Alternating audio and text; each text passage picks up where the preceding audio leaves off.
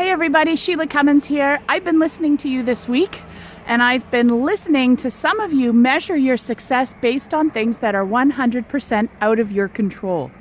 Things like where you rely on the feedback of others to know whether you've done a good job. Things like you're looking at simply your money that you're making as an indicator of whether you're having an impact or whether your business is going well or whether you as a person are successful.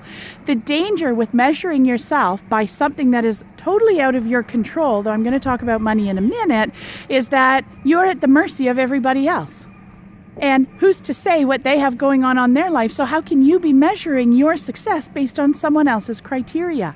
We need to shift the conversation. We need to shift it to a place where you're measuring your success based on what you do and what you bring to the table and the impact that you have on the people that you work with. If you are measuring it solely at the discretion of someone else, then it's really hard for you to own the amazing things that you're doing.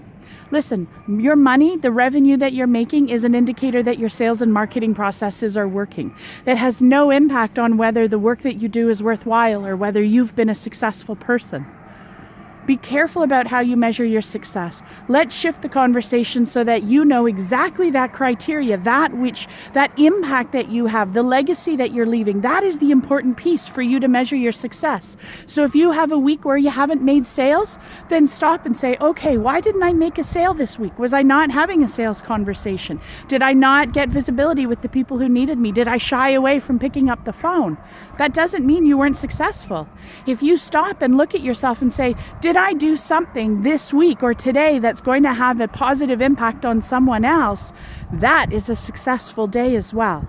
So my friends, change your conversation about how you measure success. Make it something that's intrinsic, something that you have full control over, the impact that you have, the legacy you're leaving, the power that you're bringing to the table.